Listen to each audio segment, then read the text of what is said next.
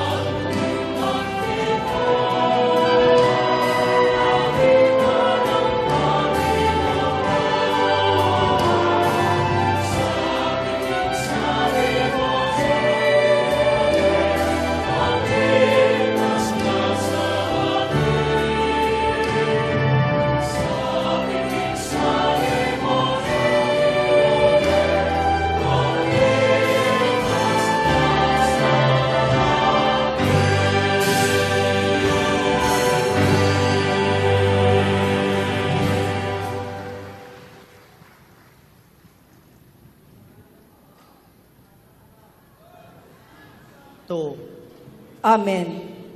Sumainyo ang Panginoon. At sumayo rin. Mga kapatid, aminin natin ang ating mga kasalanan upang tayo'y maging marapat sa pagdiriwang na banal na paghahaing nagdudulot ng kapatawaran ng may kapal.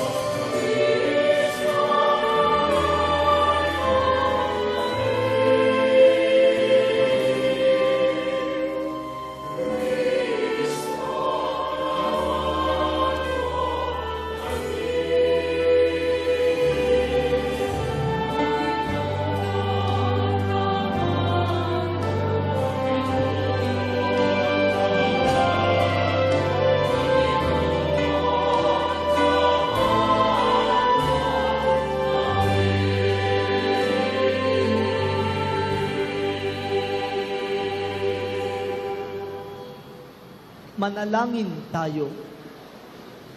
Ama naming makapangyarihan, ikaw ay maibigin at butihin sa tanan.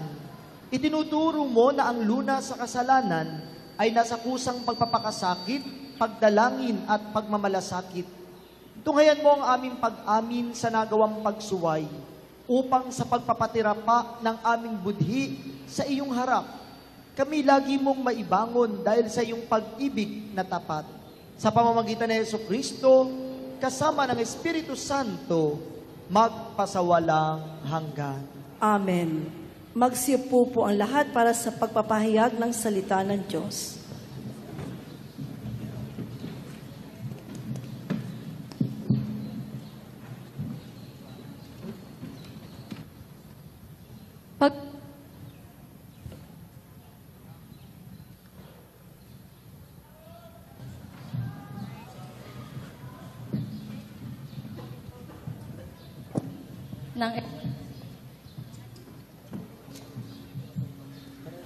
Pagbasa mula sa aklat ng Exodo. Noong mga araw na iyon, si Moises ang nag-aalaga sa kawan ng biyenan niyang si Jethro. Minsan, itinaboy niya ang kawan pabagtas ng disyerto at nakarating siya sa Horeb, sa bundok ng Diyos. Doon, ang anghel ng Panginoon ay nagpakita sa kanya, parang ningas sa gitna ng isang mababang punong kahoy. Kitang-kita ni Moises na nagliliyab ito, ngunit hindi nasusunog. Kaya't nasabi niya sa kanyang sarili, "Katakataka ito. Tignan ko ngang mabuti kung bakit di nasusunog gayong nagliliyab." Nang lalapit na si Moises, tinawag siya ng Panginoon buhat sa nagliliyab na punong kahoy. "Moises, Moises." "Ano po iyon?" sagot niya. Sinabi ng Diyos, "Huwag kang lumapit. Hubarin mo ang iyong sandalyas sapagkat banal na dako ang kinatatayuan mo. Ako ang Diyos ng iyong mga magulang, nina Abraham, Isaac at Jacob." Tinakpan ni Moises ang kanyang muka pagkat natatakot siyang tumingin sa Diyos. Sinabi sa kanya ng Panginoon, "Nakita kong labis na pinahihirapan ng mga Ehipsyo ang aking bayan. Alam ko ang hirap nilang tinitiis at narinig ko ang kanilang daing. Kaya bumaba ako upang sila'y iligtas, ialis sa Ehipto at ihatid sa lupaing mayaman, malawak at sagana sa lahat ng bagay."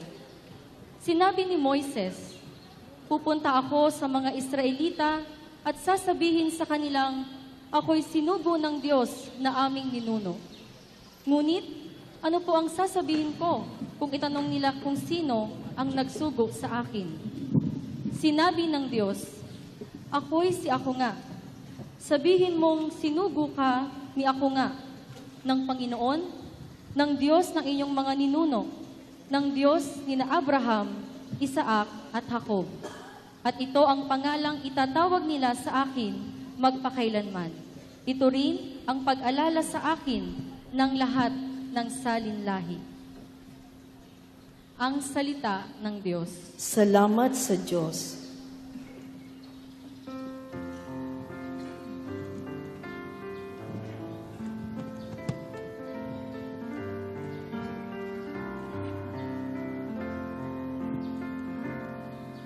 Ang ating mahabaging Diyos ay nagmamagandang loob.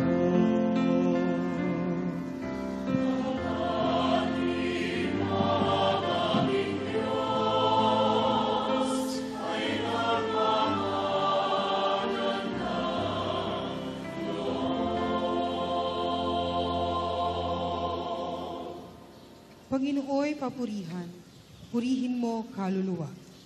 Ang pangalan niyang banal, purihin mo sa tuwina. Ikaw, aking kaluluwa, ang Diyos ay papurihan, at huwag mong lilimutin yaong kaniyang kabutihan.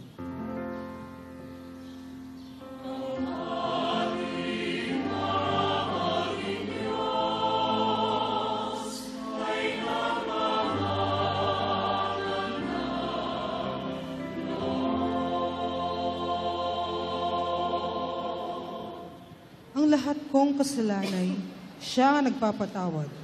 At anumang aking sakit, ginagamot niyang lahat. Sa bingit ng kamatayan, ako ay nililigtas. At pinagpapala ako sa pag-ibig niya't habag.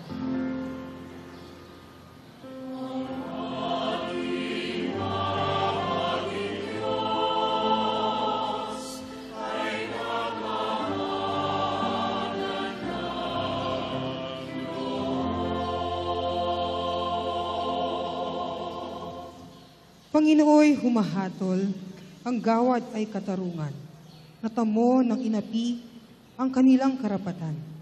Ang balangkas niya at utos kay Moises ibinili, ang kahangahangang gaway na saksihan ng Israel.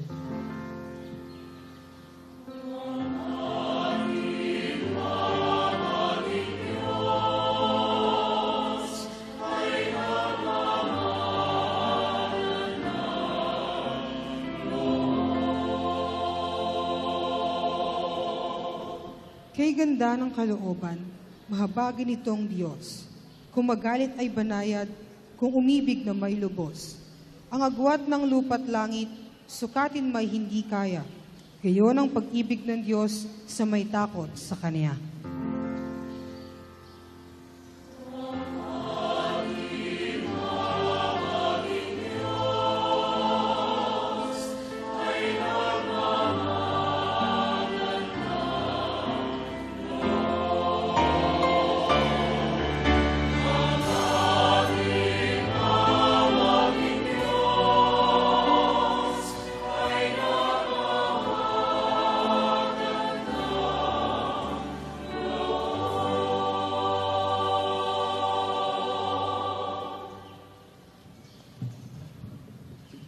Pagbasa mula sa unang sulat ni Apostol San Pablo sa mga taga-Korinto.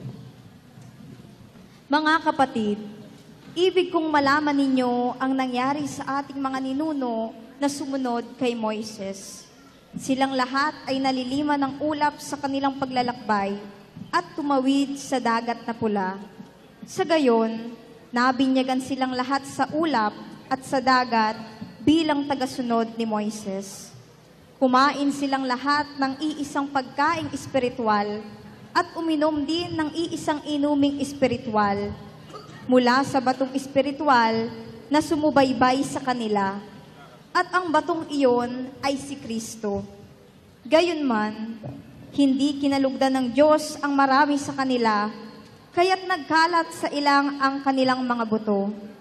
Ang mga nangyaring ito'y babala sa atin upang huwag tayong magnasa ng mga masasamang bagay gaya ng ginawa nila. Huwag din tayong magreklamo tulad ng ilan sa kanila, kaya't nilipol sila ng anghel na namumuksa.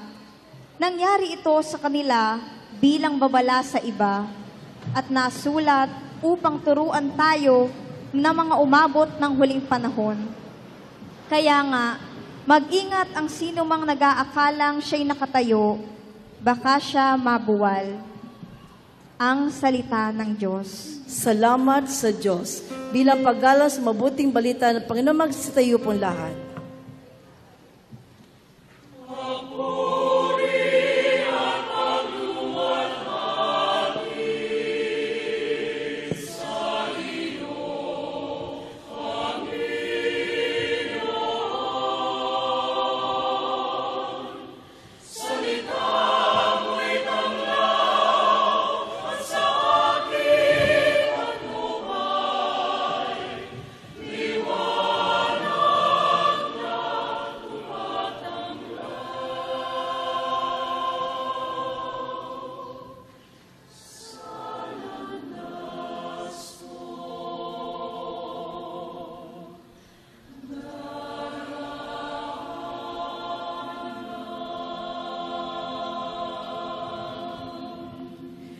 Sinabi ng Poong Mahal, kasalanan ay talikdan, pagsuway ay pagsisihan, maghahari ng lubusan ang Poong Diyos na may kapal.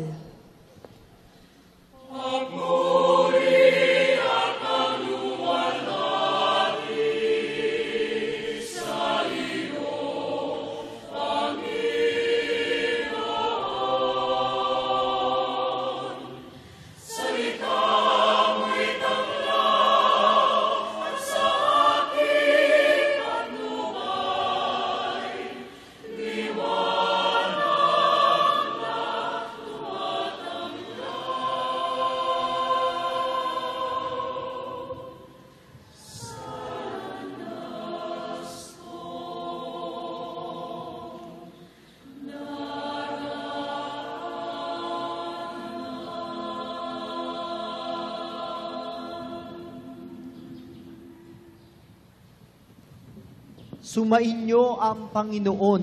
At sumayo rin. Ang mabuting balita ng Panginoon ayon kay San Lucas. Papuri sa iyo, Panginoon.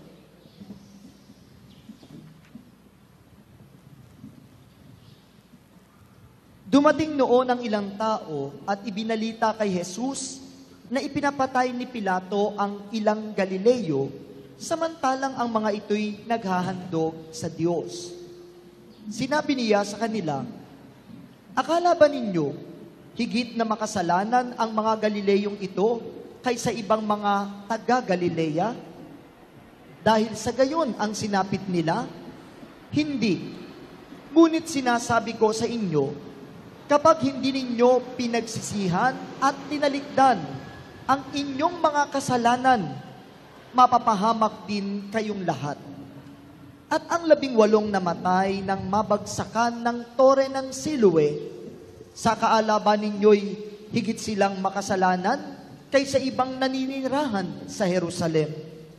Hindi, ngunit sinasabi ko sa inyo, kapag hindi ninyo pinagsisihan at tinalikdan ang inyong mga kasalanan, mapapahamak din kayong lahat. Sinabi sa kanila ni Jesus ang talinghagang ito, may isang tao na may puno ng igos sa kanyang ubasan. Minsan, tiningnan niya kung may bunga ito, ngunit wala siyang nakita. Kaya't sinabi niya sa tagapag-alaga ng ubasan, 3 taon na akong pumaparito at naghahanap ng bunga sa punong ito, ngunit wala akong makita. Putulin mo na, nakasisikip lang iyan. Ngunit sumagot ang tagapag-alaga, huwag po muna nating putulin sa taong ito. Huhukayan ko ang palibot at lalagyan ng pataba. Kung mamunga po ito sa darating na taon, mabuti. Ngunit kung hindi, putulin na natin. Mga kapatid, ang mabuting balita ng ating kaligtasan. Pinupuri ka namin, Panginoong Jesucristo.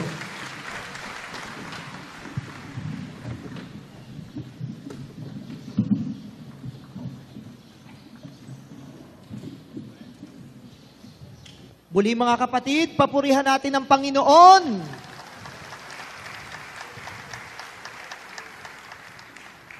Ako po ay maglalabing 2 taon ng pari at aaminin ko sa inyo sa loob ng 12 taon, ito po ang unang pagkakataon na manguna ako sa pagdiriwang ng banal na misa sa ganito karaming tao. Iba po pala ang pakiramdam, kahit medyo kinakabahan, pero mayroong saya. Kasi natutuwa ako na makitang talagang napakarami pang mga Pilipino na hindi nawawala at hindi kumukupas ang pananampalataya at pananalig sa Diyos. At palagay ko po na andito tayo ngayong lahat sa kabila ng kanina ay mainit na araw, ngayon naman po ay ang, ang hamog ng gabi. Andito tayong lahat kasi naniniwala tayo na andito din si Jesus. Kasama natin ang Diyos. Pero palagay ko, medyo mas may kaya pa kayo diyang mas malakas na palakpak. Yan. Lahat ng naniniwalang kasama natin ngayon si Jesus, pumalakpak ng malakas.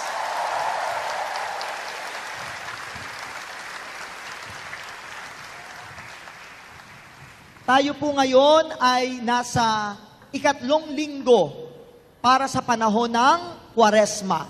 Sa 40 araw na paghahanda natin sa muling pagdiriwang ng pagkabuhay ng ating Panginoong Hesus. At kung pinakinggan po natin ang ating mga pagbasa, ay napakaganda ng mga mensahe na inihahatid sa atin.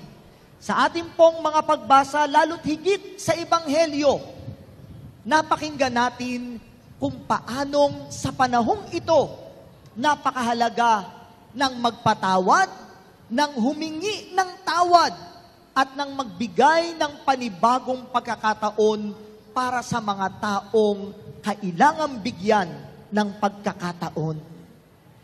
Alam niyo po, ngayong panahong ito, no, sa modernong panahon, masasabi natin siguro na isa sa mga salita na medyo naaabuso natin sa paggamit ay yun hubang salitang sorry. Ano?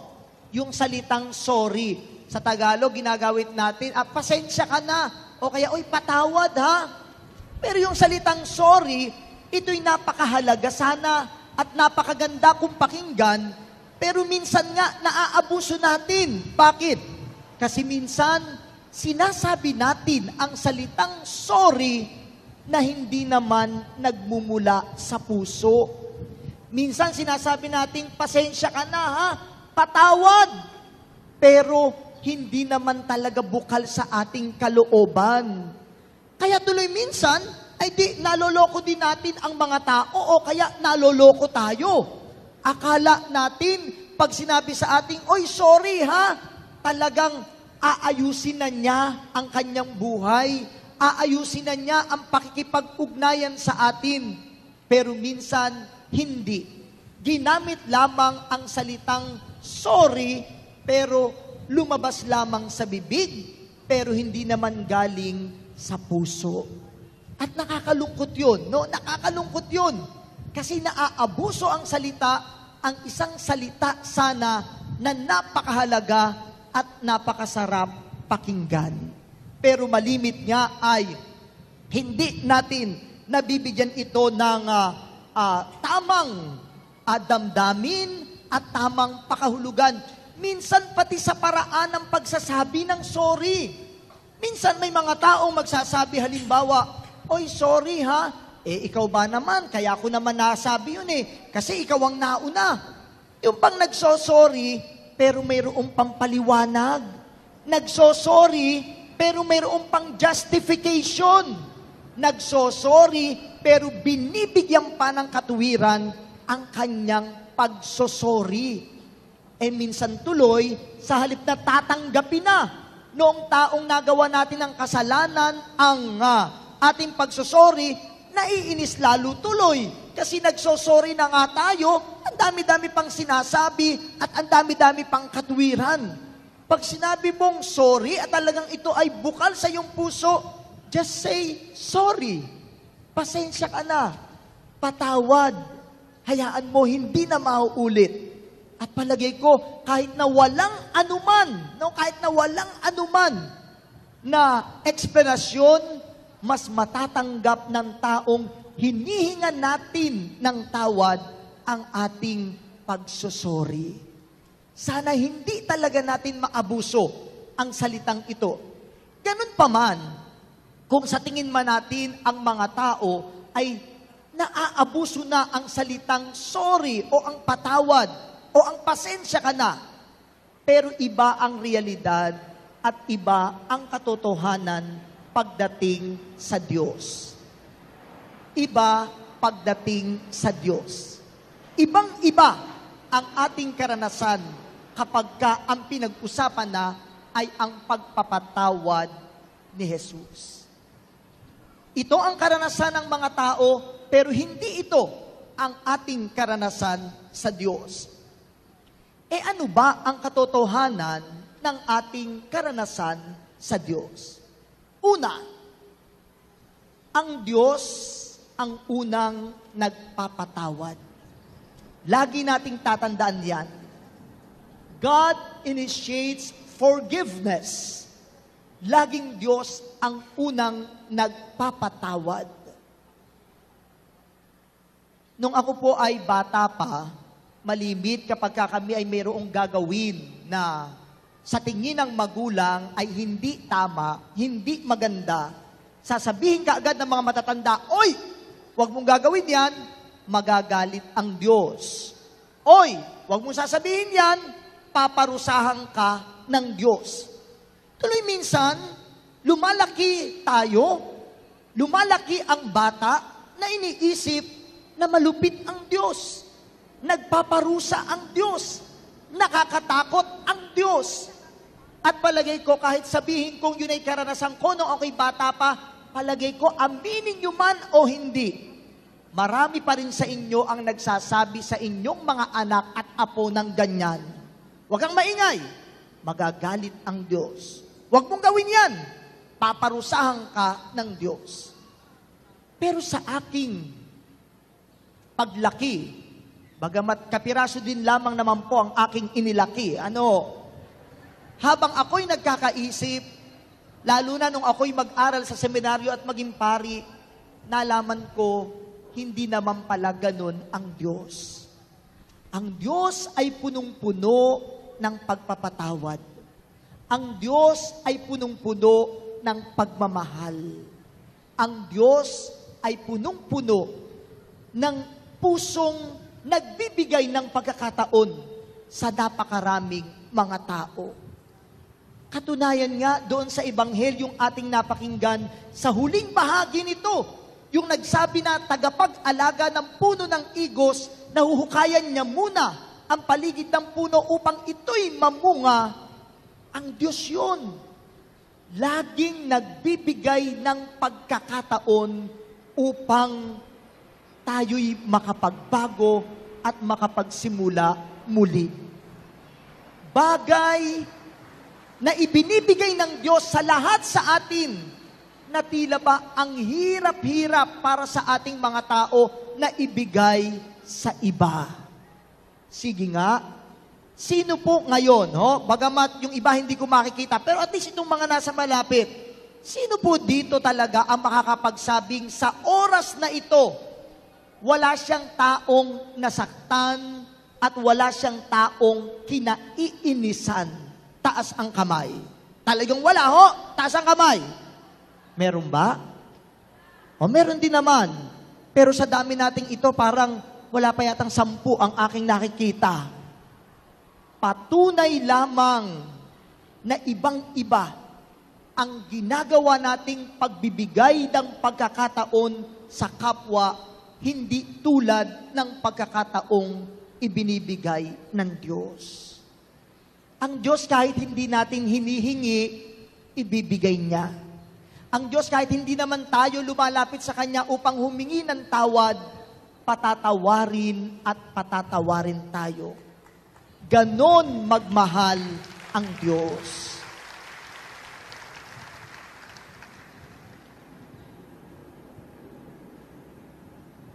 Laging ang pagpapatawad ay nagmumula sa Diyos.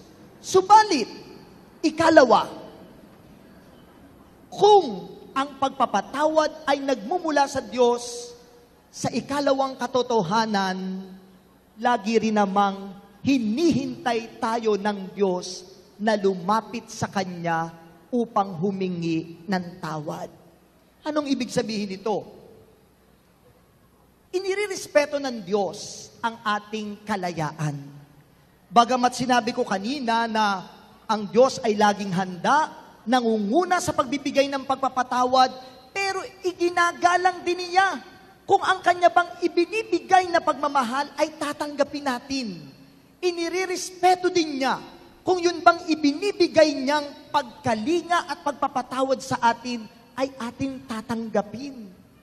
God respects our freedom. Hindi pinipilit, hindi pinupuwersa.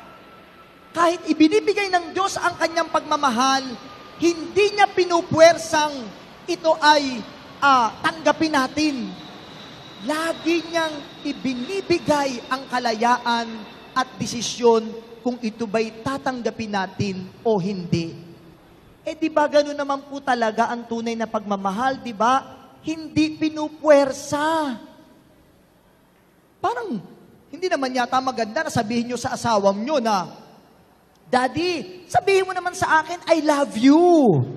Parang hindi naman yata yun masarap sa pakiramdam. O kaya sasabihin mo doon sa girlfriend mo, oy, sabihin mo naman sa akin na mahal mo ako lamang ang iyong mundo. Parang hindi naman yata yun masarap na mapakinggan.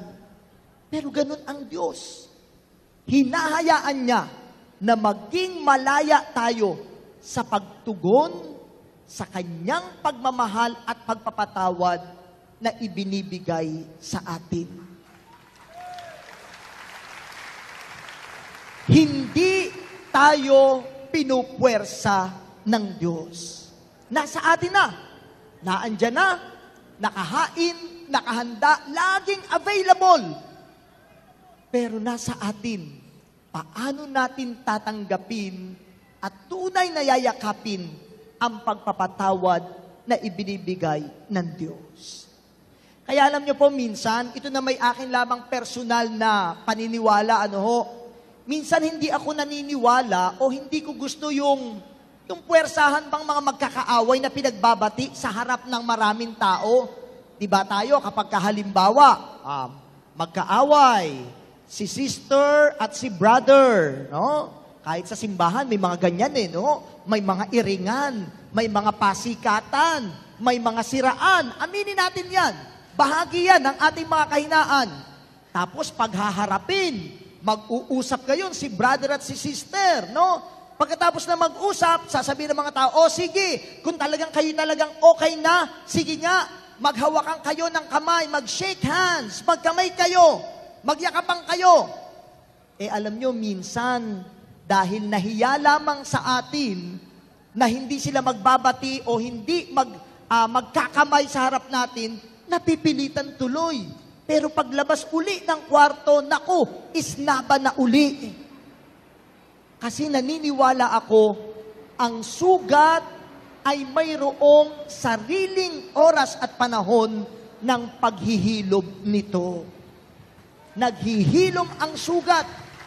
At kapag ka ang sugat ay naghilom sa kanyang sariling panahon, sa kanyang sariling pamamaraan, iyon ang mas totoo.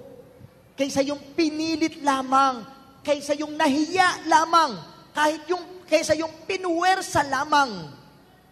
Pero kapag ka ito, sa sariling panahon, sa sariling pamamaraan, ang sugat na gumaling, ang sugat na naghilom, mas nagiging matatag at mas nagiging tunay sa pagbalik nito sa dati niyang kalagayan.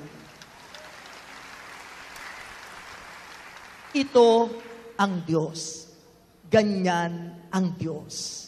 Hindi tayo pinipilit, hindi tayo pinupuwersa, pero laging naandyan ang kanyang pag-ibig, pagpapatawad, at pagmamahal. Ikatlo, na katotohanan ng karanasan natin sa Diyos.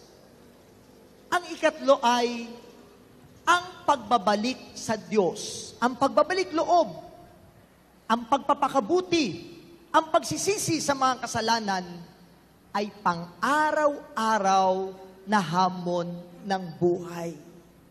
Ito'y pang-araw-araw na hamon ng buhay. It is a daily struggle.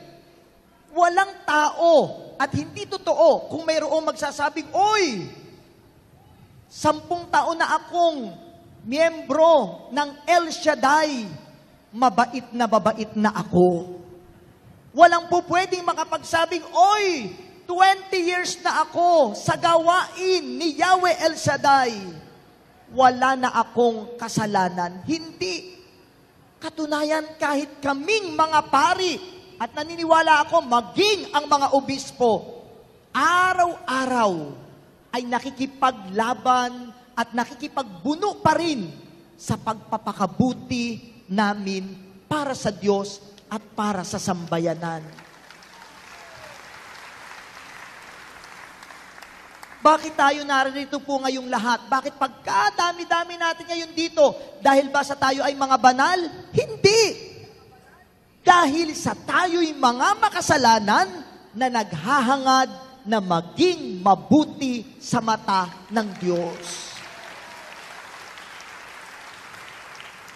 Minsan nga, nalulungkot ako kapag mayroong mga taong magsasabi, ay, hindi ako sisimba, hindi ako bagay dyan. Yung mga pagsimba para lamang yan sa mga manong at manang. Ay, hindi ako papasok sa loob ng simbahan, baka magliyab ang aking katawan. Ay, hindi ako papasok sa loob ng misa, baka ako'y tamaan ng kidlat. Para lamang yan sa mga mababait at sa mga banal. Hindi. Ang misa nga ang simbahan ay ospital ng mga makasalanan upang gumaling tayo at saka maging banal. It is a daily struggle. Araw-araw nagkakasala tayo. Araw-araw nakakasakit tayo. Araw-araw nakakapagsalita tayo ng mga salita na hindi natin inaakalang makakasugat sa iba. Pero ang higit pa ring mahalaga, sa kabila ng ating mga kasalanan, sa kabila ng ating mga kahinaan, sa kabila ng ating mga kakulangan, mayroon tayong pusong naghahangad na bumangon, magpakabuti, at magsimula muli.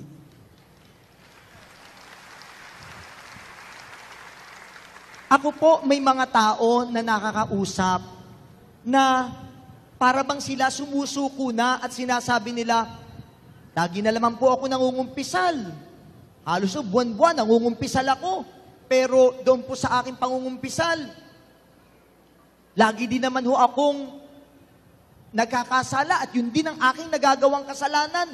Lagi din naman ho akong nadadapa. Hindi ko na nga ho mabilang ilang beses akong nadapa. Bakit pa naman ho ako magpipilit pa na mangumpisal at magbalik loob sa Diyos?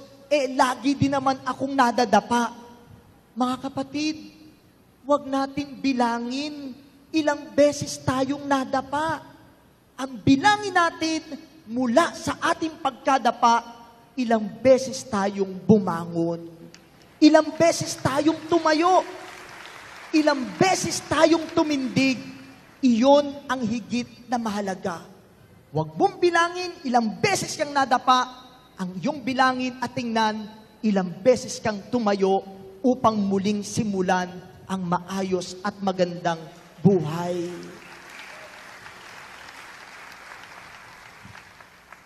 Kapag ka po ang isang tao ay nagpapakabuti, nagsisimba, nagdadasal araw-araw, patuloy na lumalapit sa Diyos, asahan ninyo, ang tukso at ang demonyo lalong malapit sa inyo. Asahan po natin yan. Bakit? Siyempre, lumalapit ka sa Diyos di gagawa ng paraan ang demonyo upang gumawa ng mga bagay na maglalayo sa atin sa Diyos. Nagiging kalaban ka ng demonyo, kaya lalo kang tutuksuhin. Kung ikaw ay masama na at ang ginagawa mo hindi maganda, ay nako, lalapitan ka pa ba ng demonyo? Hindi na. Kasi sasabihin sa iyo, katropa ko na yan. Kaibigan ko na yan. Bakit ko pa aaksayahin ang oras ko para sa kanya? Dito ako pupunta sa mga mababait. Dito ako pupunta sa mga banal. Dito ako pupunta sa mga nagdarasal at sumisimba kasi ito ang aking kalaban.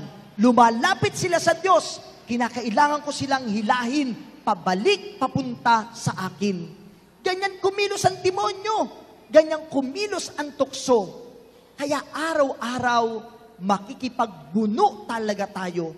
Araw-araw, makikipaglaban talaga tayo.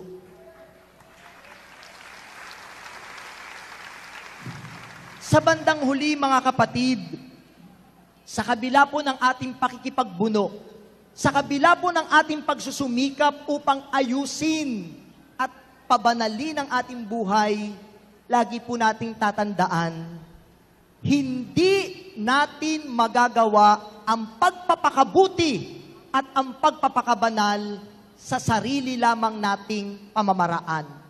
Kahit na anong effort ang gawin natin, hindi natin yan makakaya. Magiging mabuti tayo, magiging banal tayo kung hihingi natin ang tulong ni Jesus. Kung hihingi natin ang tulong ng Diyos. At palagay ko, yan ang dahilan kung bakit naririto tayo ngayong lahat. Kasi sa kabila ng ating kakulangan, sa kabila ng ating mga kasalanan, sa kabila ng ating mga kahinaan, naririto tayo upang minsan pa hingin muli ang tulong ni Jesus, ni Yahweh El Shaddai, upang tayo'y tulungang maging mabuti at maging banal. Mga kapatid, nasa 3 linggo na po tayo ng Kwaresma. Naghahanda tayo para sa pagdiriwang ng muling pagkabuhay ng ating Panginoong Hesus. Huwag po sana nating sayangin ang oportunidad na ito. Huwag po sana nating sayangin ang pagkakataong ito. Mahirap magpakabuti, pero posible. Mahirap magpakabanal, pero kaya. Hindi ganun kadali ang lumapit sa Diyos, pero mayroong pagkakataon. Lagi tayong binibigyan ng Diyos ng oportunidad at pagkakataon upang ayusin ang buhay, simulan ng maayos, simulan muli ng tama. Huwag natin itong sayangin. Mayroon tayong pagkakataon, mayroon tayong oportunidad. At sana po, sa kabila ng pagkakataong ibinibigay sa atin ni Jesus, ito rin sana ang ibigay natin sa ating kapwa. Nasaktan tayo, pwedeng magpatawad. Tayo ang nakasakit, pwedeng humingi ng tawad. Ang sarap ng buhay kapag wala kang kaaway.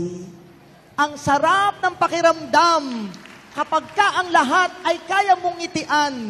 Kasi alam mo, wala kang sinasaktan at wala kang tinatapakan. Anak tayo ng Diyos. Anak tayo ng Ama.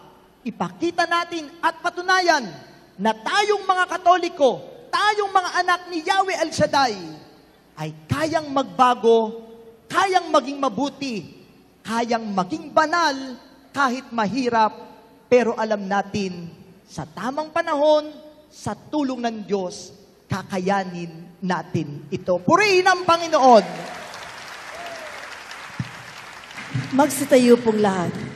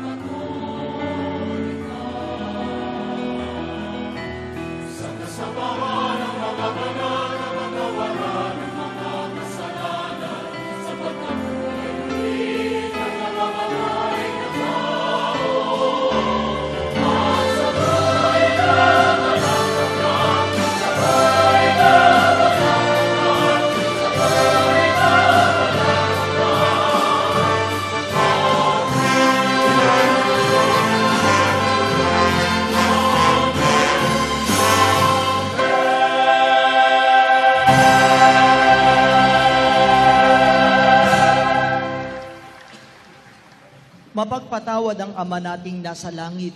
Batid niya ang ating mga kahinaan, kakulangan, at mga pangangailangan. Kaya't sa bawat panalangin ng ating itataas sa Kanya, Panginoon, dinggin mo ang aming panalangin. Panginoon, dinggin mo ang aming panalangin. Naway laging magsikap ang simbahan sa pamumuno ni na Papa Francisco, mga obispo at mga pari na sumulong at umunlad sa landas ng pagsisisi at ng buhay na banal. Manalangin tayo.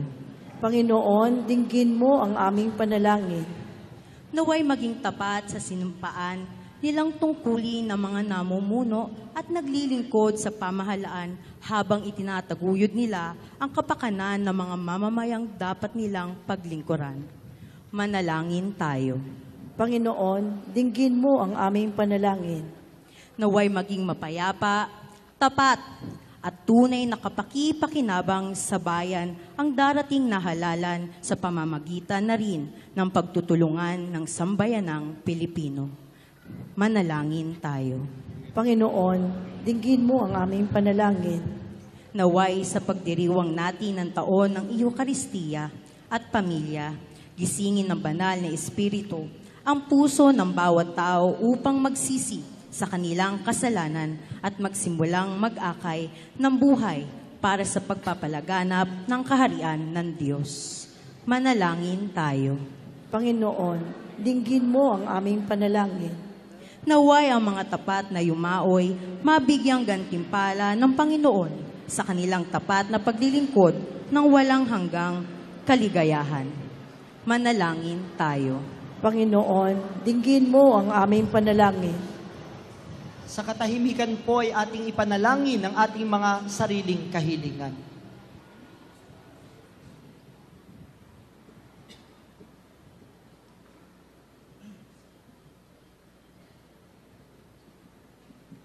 Ama, dinggin mo ang aming panalangin. Palakasin mo kami upang kami maging tapat sa aming pagdiriwang ng Kwaresma. Maging mas malalim nawa ang aming panalangin at paglilingkod sa kapwa namin. Hinihiling namin ito sa pamamagitan ni Kristo na aming Panginoon. Amen. Magsipo po ang lahat habang inihahain ang alay.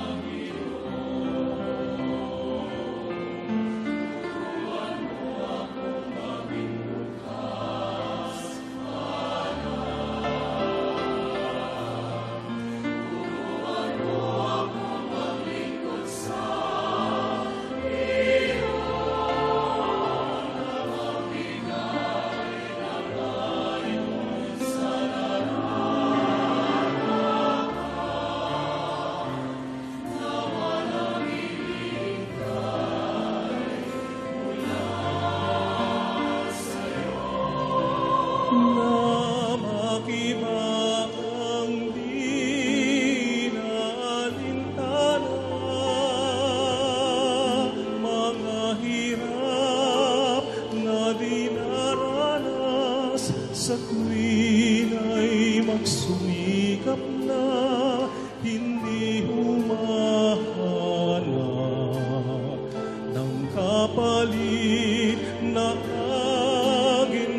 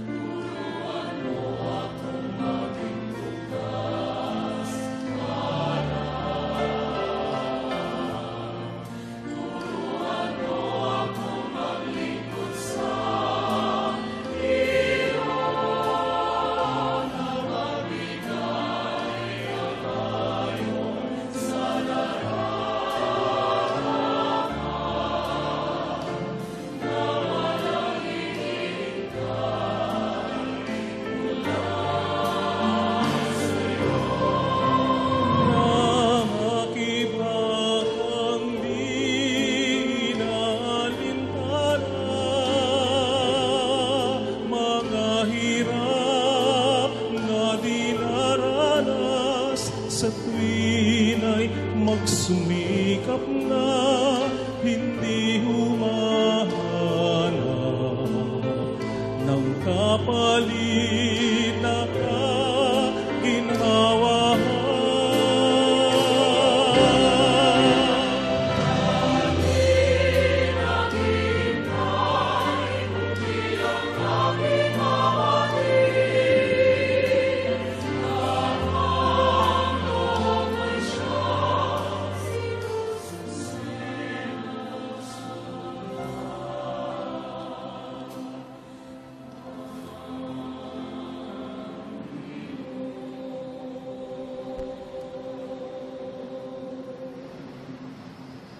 Magsitayo pong lahat.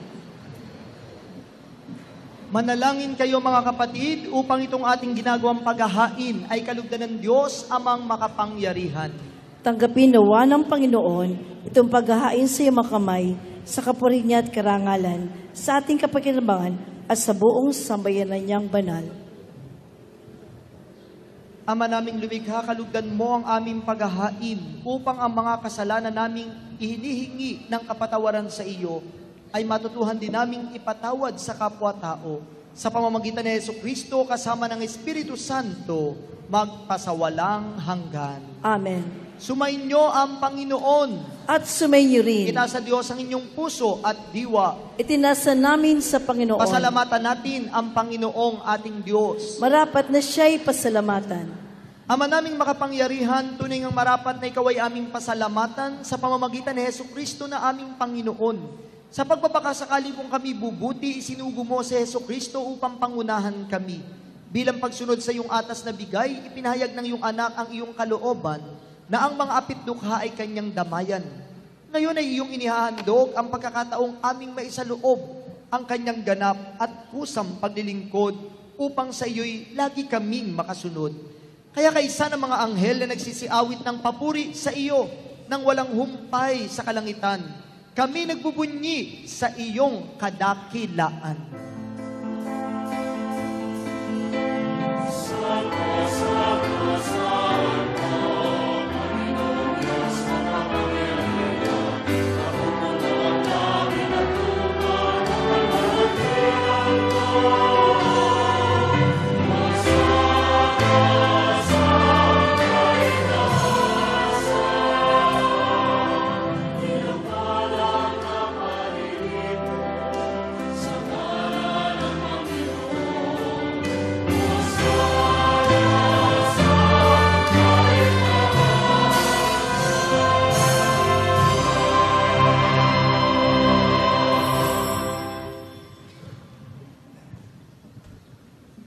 Ama naming banal, ikaw ang bukal ng tanang kabanalan. Kaya't sa pamamagitan ng iyong Espiritu, gawin mong banal ang mga kaloob na ito upang para sa amin maging katawan at dugo ng aming Panginoong Hesukristo. Bago niya pinagtiisang kusang loob na maging handog, hinawakan niya ang tinapay, pinasalamatan kaniya, pinaghati-hati niya iyon. Iniabot sa kanyang mga alagad at sinabi, tanggapin niyong lahat ito at kanin. Ito ang aking katawan na ihahandog para sa inyo.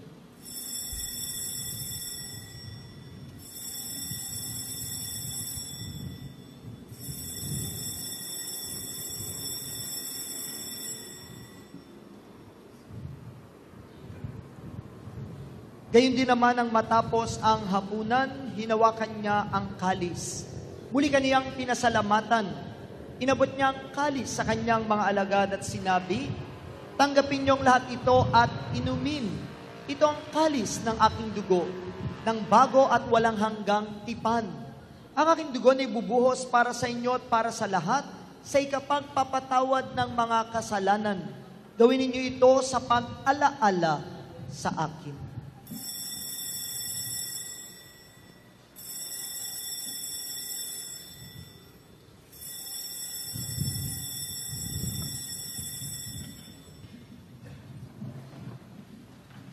Ipagbunyi natin ang misteryo ng ating pananampalataya.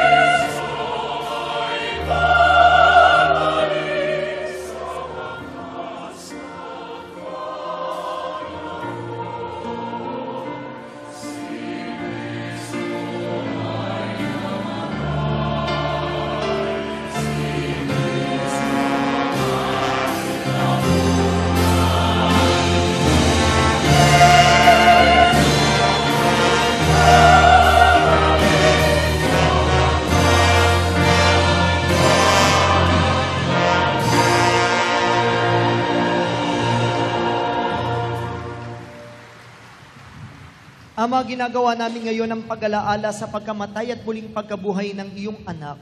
Kaya tiniaalay namin sa iyo ang tinapay na nagbibigay buhay at ang kalis na nagkakaloob ng kaligtasan. Kami nagpapasalamat dahil kami iyong minarapat na tumayo sa harap mo para maglingkod sa iyo.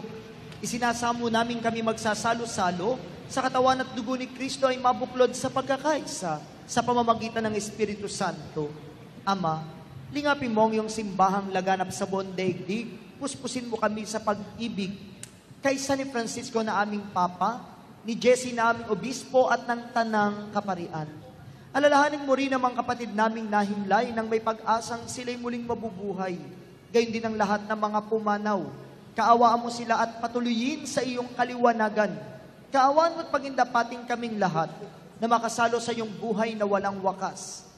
Kaisa ng mahal na Birheng Maria na ina ng Diyos, ni San Jose na kanyang esposo, ng mga apostol at ng lahat ng mga banal, na namuhay dito sa daigdig ng kalugod-lugod sa iyo, may pagdiwang nawa namin ang pagpupuri sa ikararangal mo sa pamamagitan ng iyong anak na aming Panginoong Hesukristo.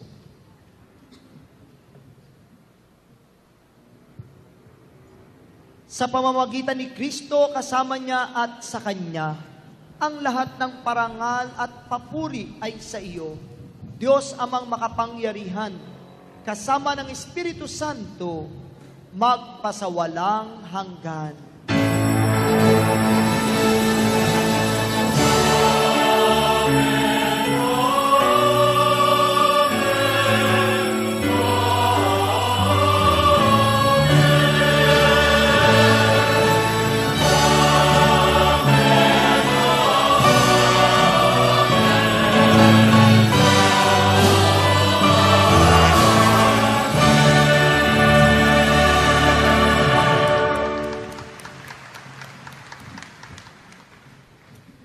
Bilang isang sambayanang nananalig sa pag-ibig at awa ng ating Panginoong Diyos, sama-sama po tayong tumawag sa ating Amang nasa langit.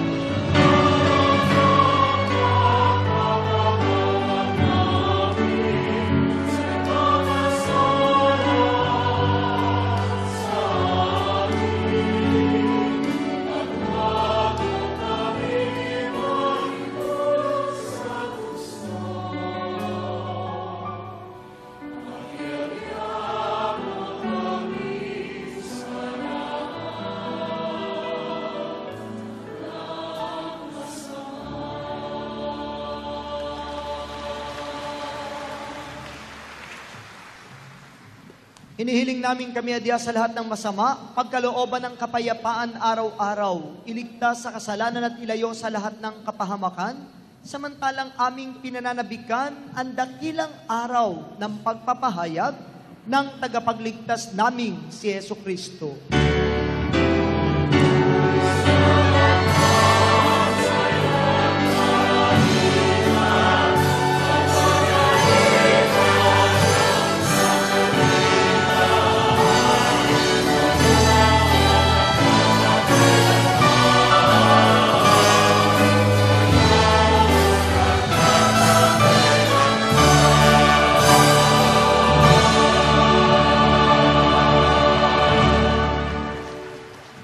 Panginoong Hesukristo, sinabi mo sa iyong mga apostol, kapayapaan ang iniiwan ko sa inyo, ang aking kapayapaan ang ibinibigay ko sa inyo.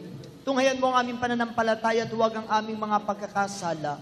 Pagkalooban mo kami ng kapayapaan at pagkakaisa, ayon sa iyong kalooban. Kasama ng Espiritu Santo, magpasawalang hanggan. Amen. Ang kapayapaang hatid ng ating Panginoon, naway laging sumainyo. At suminyo rin. Maingiti po sa ating mga labi at may pag-asa ng panibagong buhay para sa kabutihan. Ibigay po natin ang tunay na bati ng kapayapaan sa bawat isa. Peace, everybody.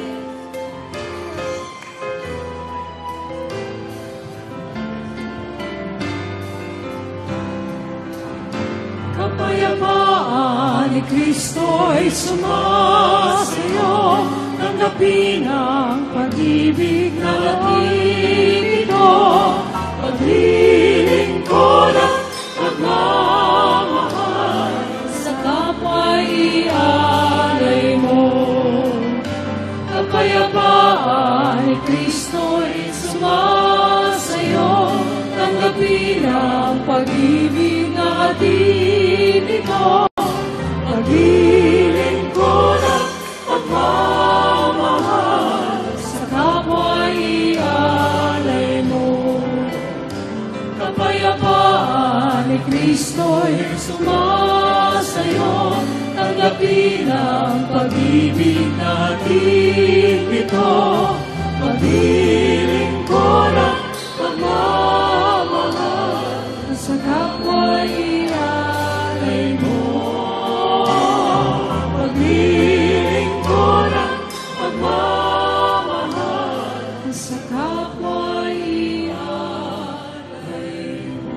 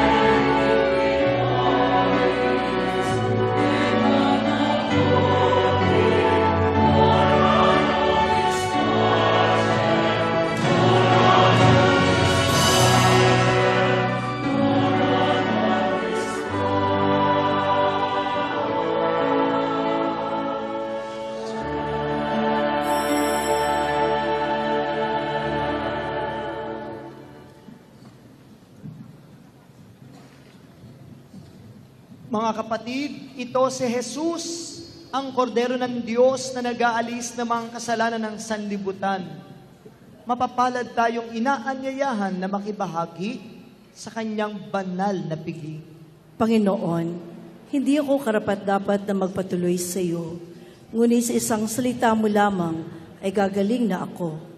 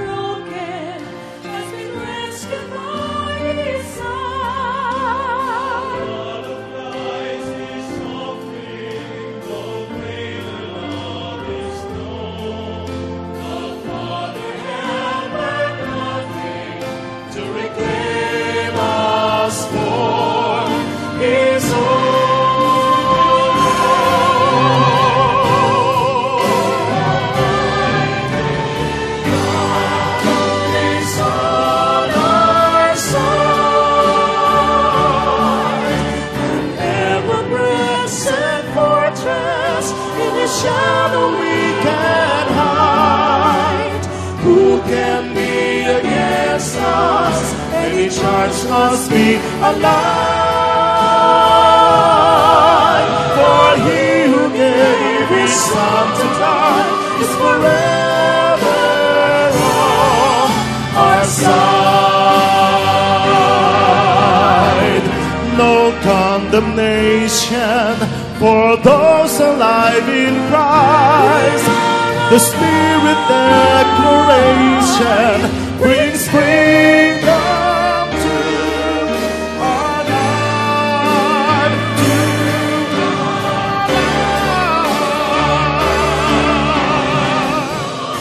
He's on our side. Ever present fortress, in His shadow we can hide. Who can be against us?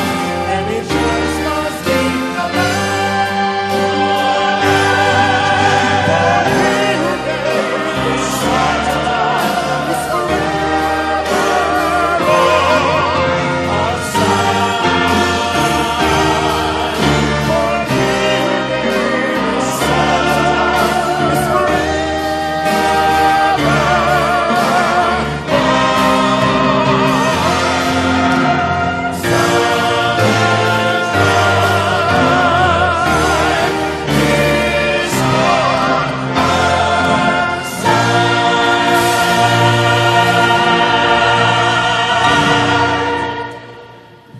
Magsitayo pong lahat.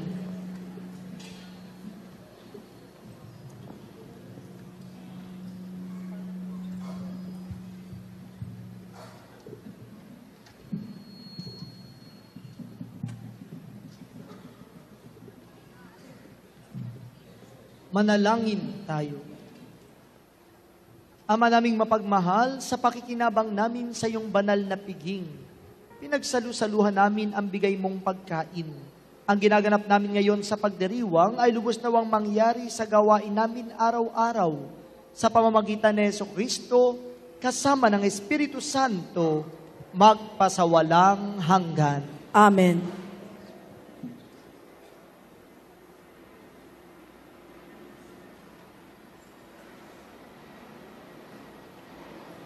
Panalangin ni Papa Francisco para sa hubileyo ng awa. Panginoong Hesukristo, tinuruan mo kaming maging maawain tulad ng Ama sa langit. At winika na sino mang nakakakita sa iyo ay nakakakita rin sa Kanya. Ipakita mo sa amin ang iyong mukha at kami ay maliligtas. Ang iyong masintahing pagtingin ang nagpalaya kay Zaccheo at Mateo sa pagkagumon sa salapi sa babaeng nangangalon niya at kay Magdalena sa paghahangad ng ligaya sa mga bagay na makalupa lamang. Ang nagpatangis kay Pedro matapos ng kanyang pagkakadulo at nagdala ng pangako ng paraiso sa magnanakaw na nagsisisi.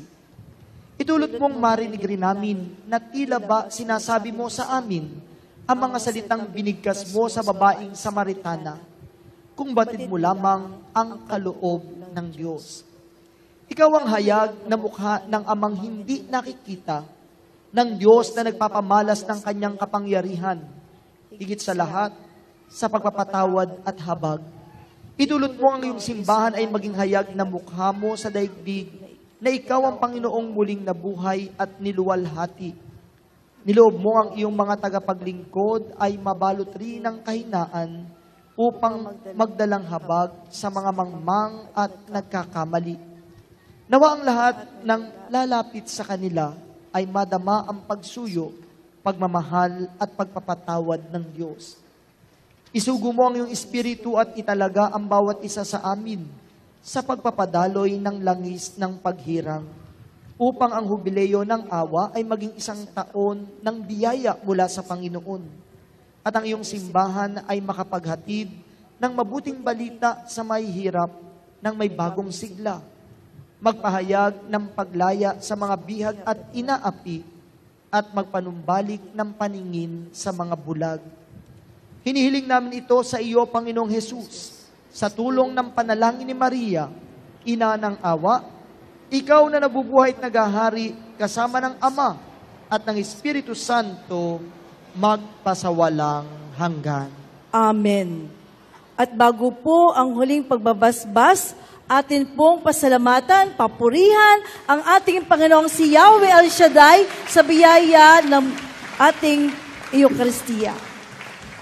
Maraming salamat din po sa inyong lahat na nakisa, nagsipaglingkod at nagsipag-alay na ito po ay pinangunahan ng Cavite Chapters. Maraming salamat po sa inyong lahat.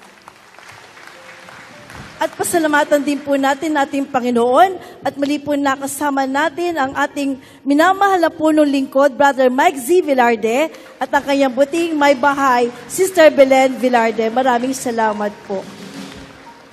At pasasalamat din po sa ating Panginoon para po sa kanyang kinatawanan na nagi po nating punong tagapagdiwang galing pa po sa Barangay Lantic, Carmona, Cavite, Nuestra Señora del Santísimo Rosario Parish, ang Kura Paroko, Reverend Father Orly Jimenez. Maraming salamat po.